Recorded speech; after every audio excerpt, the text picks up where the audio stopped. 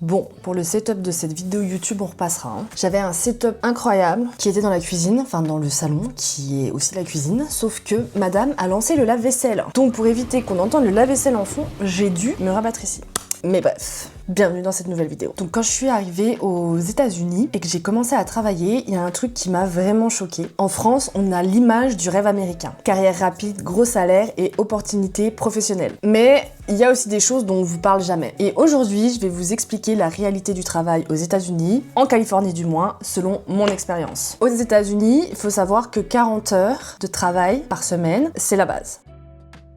Comparé en France où on a 35 heures et selon si vous avez plus de 35 heures, vous allez être compensé notamment par les RTT. Aux États-Unis, donc c'est 40 heures par semaine, c'est la base. Il y a juste une petite différence, c'est les exempt versus non-exempt. Donc les non-exempt, c'est des personnes qui, lorsqu'elles vont travailler plus de 40 heures par semaine, vont être payées de ces heures supplémentaires, donc on appelle ça du overtime. Pour ces heures supplémentaires, vous allez être payé 1,5 fois votre salaire. Alors ça, je sais pas trop si c'est une loi ou si ça dépend des entreprises, mais pour moi, ça marchait comme ça. Et il y a les exempt. Donc ceux-là, s'ils travaillent 43 heures au lieu de 40 heures, vous avez le même salaire à la fin. Et donc, il faut savoir qu'il y a beaucoup de jobs tels que manager ou d'autres types de jobs assez corporate qui sont en 40 heures semaine exempt. Ce qui signifie que vous êtes censé faire 40 heures par semaine, mais si vous faites plus pour X ou Y raison, vous ne serez pas payé plus que les heures faites. Donc en gros, que tu fasses 45 heures ou 50 heures, t'es payé avec un salaire à la base pour 40 heures. Après, une différence que j'ai notée moi dans mon entreprise, c'est la culture de la performance. Je trouve qu'on est beaucoup moins sur les horaires et qu'on est beaucoup plus sur la performance. C'est-à-dire que si tu fais ton job en moins de temps que quelqu'un, ça sera tout autant mis en valeur. Ils sont beaucoup plus sur le résultat fini que sur le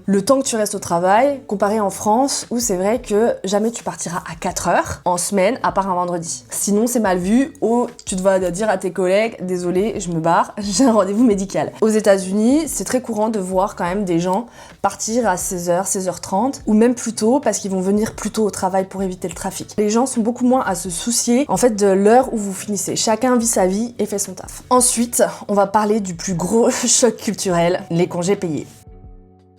Donc ici, pour parler des congés payés, on parle des PTO, Paid Time Off, donc des temps off, des temps où on ne travaille pas qui sont payés. Il faut savoir qu'il n'existe aucun minimum légal fédéral de congés payés. Qu'est-ce que ça signifie? Ça veut dire que si une entreprise, elle veut pas vous donner de congés payés, elle ne vous en donne pas. Alors, après, dans la pratique, si vous voulez mettre des congés payés, c'est un atout pour l'entreprise. C'est un atout de différenciation et pour attirer des candidats. Donc, ce qui se fait en général, c'est d'avoir 10 PTO, donc 10 congés payés par an. VS en France, on a 5 semaines, donc on a 5 fois 5 jours. En règle générale, ici, on commence avec 10 jours de PTO et parfois on monte jusqu'à 15 jours ou 20 jours selon les entreprises et selon l'ancienneté. En fait, c'est ce qu'ils font, c'est que plus vous restez dans l'entreprise, plus vous allez accumuler de congés payés. Après ça va dépendre des entreprises, du secteur d'activité, mais ce qui se fait beaucoup en règle générale, c'est 10 à 12 jours de congés payés. Donc quand on compare aux 5 semaines de congés payés en France, ça fait mal. En plus, qu'il faut se dire qu'ici, comme je vous l'ai dit juste avant, c'est qu'on travaille 40 heures par semaine et il n'y a pas d'histoire de RTT pour l'histoire des 35 heures par semaine. Donc finalement, on est beaucoup plus désavantagé qu'en France. Ensuite, toujours sur cette histoire de travail, de taux horaire, il faut savoir une chose pour les personnes qui travaillent la nuit et le week-end.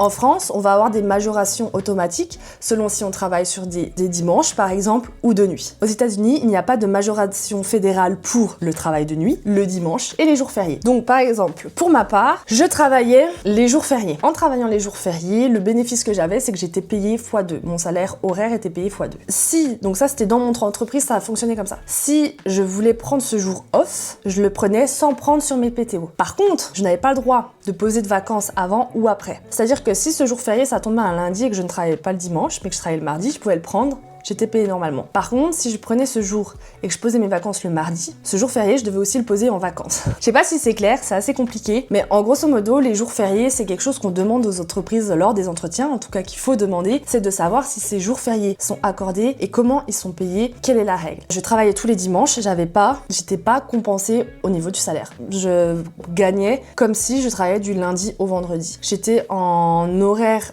décalé, alors ça allait encore parce que je faisais midi 20h 20h30, mais même si j'avais fait 3h, 23h30, j'aurais pas été plus payée parce que je travaillais tard le soir. Donc il n'y a pas du tout de majoration par rapport à ça. Donc il y a certaines entreprises qui vont payer plus si vous travaillez de nuit ou le week-end, mais il faut savoir que c'est pas une obligation nationale, que l'entreprise, en fait, décide et fait ce dont elle a envie. Et en fait, c'est là qu'on voit tout l'aspect en fait des entreprises qui vont se battre, se mettre en valeur par rapport à la façon dont elles gèrent les jours fériés, à la façon dont elles gèrent le travail du week-end ou le travail de nuit. En fait, c'est vraiment, quand vous allez rechercher du travail aux États-Unis, c'est vraiment de voir qu'est-ce que l'entreprise offre, vu qu'il n'y a pas de loi nationale. Ici, il faut vraiment se renseigner sur la culture d'entreprise et sur les règles internes à l'entreprise. Alors, une autre différence qui peut choquer, en tout cas surprendre par rapport en France, c'est que vous n'avez pas votre salaire à la fin du mois. Ici, ce qui se fait très fréquemment, c'est être payé à la semaine ou toutes les 2 semaines. Alors, psychologiquement, je trouve que ça change énormément la gestion du budget, mais je trouve surtout que ça va, pas si le terme motiver, c'est le bon terme, mais ça pousse encore plus le capitalisme, puisque toutes les semaines ou toutes les 2 semaines, vous recevez votre salaire. Donc, vous êtes plus dans une notion d'achat, de shopping, et je trouve, alors je sais pas, je pense que j'ai peut-être déjà dit dans une autre vidéo, mais je trouve les Américains beaucoup moins proches de leur argent et beaucoup plus à dépenser facilement sans trop se poser de questions par rapport en France, et je pense que en plus de ce fait, avoir le salaire toutes les semaines ou toutes les 2 semaines, ça joue énormément. Une autre différence qu'on a avec la France, c'est ce qu'on appelle les unions.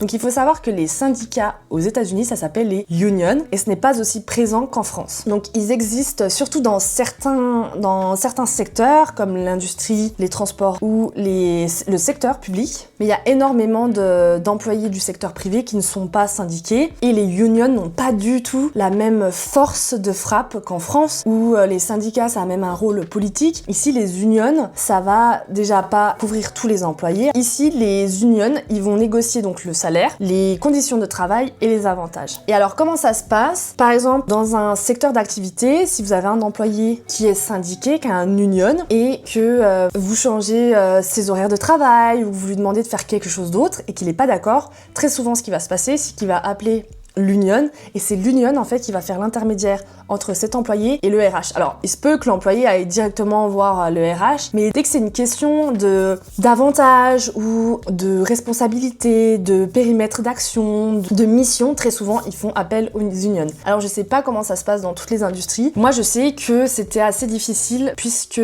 c'est un peu craint, entre guillemets, dès que vous allez changer quelque chose, le manager craint toujours que l'employé appelle l'union et que l'union vient voir les RH et que vous deviez faire une réunion pour expliquer le pourquoi du comment, vous avez changé ci, vous avez demandé ça. Donc c'est quand même assez fort, je trouve. Par exemple, pour ma part, je ne faisais pas partie d'un union, je travaillais avec des gens qui faisaient partie d'un union. Et quand j'ai commencé mon travail, c'est une question qu'on m'a posée. As-tu déjà travaillé avec des gens faisant partie d'un union? Parce qu'en fait, faut faire super attention à la façon dont vous communiquez avec ces personnes, à la façon dont vous travaillez, parce qu'à tout moment, elles sont pas d'accord, elles appellent le union. On m'a demandé de faire ça, je suis pas d'accord, Et c'est ce qu'ils disent en fait, c'est qu'ils font une complaint, ils font une réclamation, et ensuite il y a un processus pour régler cette réclamation tout simplement. Ensuite, toujours dans le monde du travail, quelque chose qui m'a vraiment choquée par rapport en France, c'est le système at will.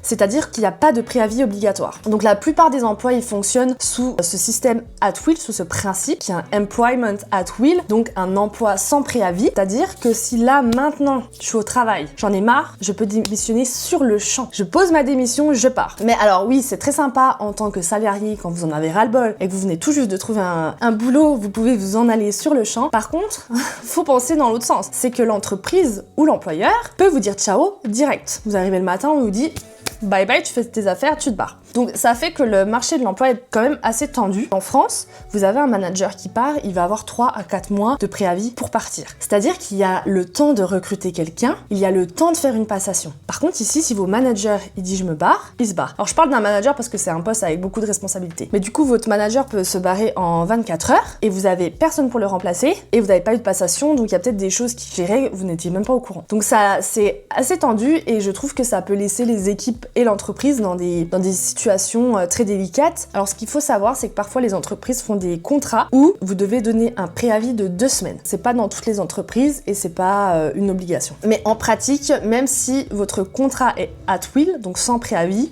ce qui se fait beaucoup, c'est de donner une démission avec un délai de 2 semaines. Donc ça se fait pour éviter d'être mal référencé, si je puis dire. En fait, c'est pour rester professionnel. Donc dans un sens, on peut dire que c'est beaucoup plus flexible pour l'employé, mais dans l'autre sens, c'est beaucoup moins protecteur. Et le dernier point sur lequel on va discuter, c'est la retraite qu'on appelle le 401K.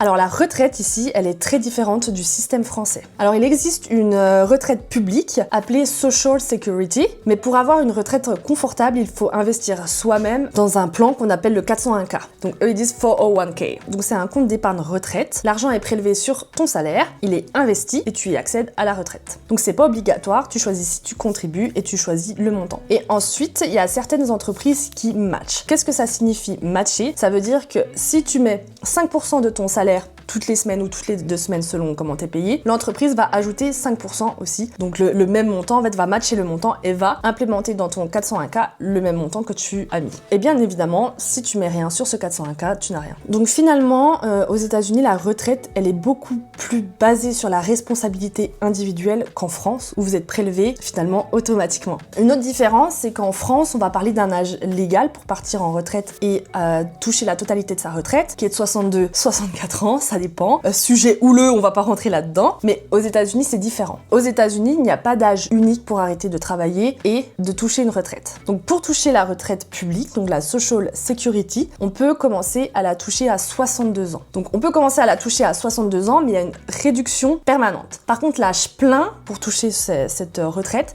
c'est 66-67 ans. Donc grosso modo, pour toucher cette retraite publique, plus on attend, plus on touche. Donc après, contrairement à ce qu'on peut croire, c'est que tout le monde ne va pas toucher cette retraite publique aux États-Unis, puisqu'il faut avoir travaillé environ 10 ans pour commencer à la toucher, donc pas forcément pleine, comme vous l'avez compris. Et alors, c'est pour ça aussi que les Américains investissent dans le 401K, c'est que cette Social Security ne suffit pas à elle-même pour vivre confortablement. Mais donc dans les faits, c'est différent de la France parce que finalement, vous pouvez arrêter de travailler quand vous voulez, si tu as suffisamment économisé, notamment via un 401K ou un autre investissement, tu peux partir plus tôt. Et à l'inverse, il y a beaucoup plus d'Américains qui travaillent après 67 ans puisqu'ils n'ont pas épargné assez. Donc la retraite est beaucoup plus flexible, mais puisqu'on peut aller en retraite quand on veut selon nos investissements et selon comment ces investissements ont fleuri, mais aussi c'est une retraite qui va dépendre beaucoup plus de notre situation financière personnelle et aussi de la façon dont on gère notre argent. Donc est-ce que le système américain est plus mauvais? Non. Donc le système américain est plus flexible, plus rémunérateur, il récompense la performance, mais il protège beaucoup moins d'un point de vue employé. Donc c'est une philosophie totalement différente et ça nous plaît ou ça nous plaît pas. Donc je serais curieuse que vous me disiez en commentaire si c'est un système dans lequel vous pourriez travailler ou si au contraire vous préférez le système français tel qu'il est aujourd'hui. Et donc si vous voulez d'autres vidéos de ce type où je compare la France aux États-Unis, n'hésitez pas à me mettre un commentaire, à mettre un j'aime et à vous abonner. Sur ce, je vous dis ciao!